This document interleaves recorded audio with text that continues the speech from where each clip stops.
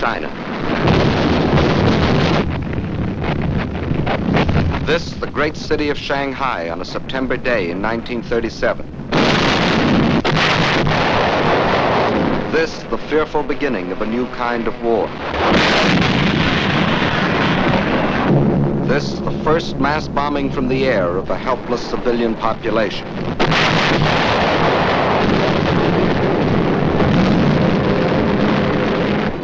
Why? Why are these innocent Chinese men, women, children to die beneath the hail of Japanese bombs? To find the answer to this question, we must first understand something about China and Japan. And to understand China, three facts must never be forgotten. China is history. China is land. China is people. Chinese history goes back for more than 4,000 years. That's a long time. It was only 168 years ago that Washington crossed the Delaware. Only 452 years have passed since Columbus discovered America. It's 1,500 years since the world saw the fall of the ancient Roman Empire. 3,400 years have gone by since Moses received the Ten Commandments. 3,700 years have passed since the pyramids were built. But more than 4,000 years ago, the Chinese Empire was already in existence. And more important, so was the Chinese civilization, a civilization of art and learning and peace. Yes, China is history. And China is also land. More land than the entire continent of Europe, a third larger than the United States, and rich in raw materials. This vast area consists of China proper and 4 outer provinces. To the north is Manchuria, huge and desolate, but abounding in raw materials. Next to Manchuria are Mongolia and Xinjiang. Here lies the Gobi Desert, a vast plateau twice the size of Texas, inhabited by nomad tribes who lead their camel caravans back and forth over ancient trade routes.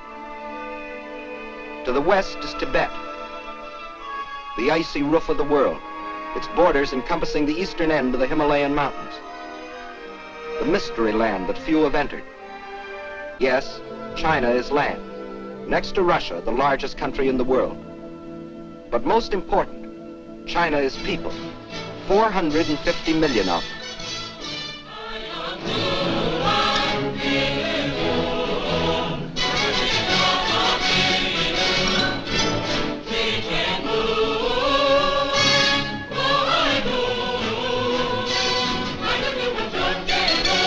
If the whole population of China were to walk past you, 4 abreast, there would never be an end to the procession, for new Chinese would be born and would grow up before the last man could pass by.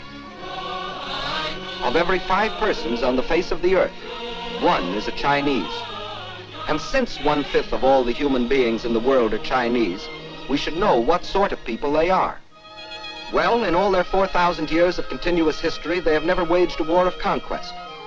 They're that sort of people. They developed the art of printing from movable type. They invented the mariner's compass, without which no ocean could be crossed. They were among the first astronomers, and their observations of the stars and planets made possible the accurate measuring and recording of time. They are that sort of people. And why do we call our dishes China? Because the Chinese invented the art of making porcelain. And as we all know, they invented gunpowder, not as a weapon of war, but to celebrate their holidays and religious festivals. And it was one of China's great philosophers who, 500 years before the birth of Christ, gave mankind these words: "What you do not want done to yourself, do not do to others." They are that sort of people, enriching the world in which we live. Yes, China is incredibly old, incredibly big, incredibly populous. Yet it was, until recently, a land with which few of us concerned ourselves. But now a great change has taken place. And China is also land, more land than the entire continent of Europe. This vast area consists of China proper and 4 outer provinces.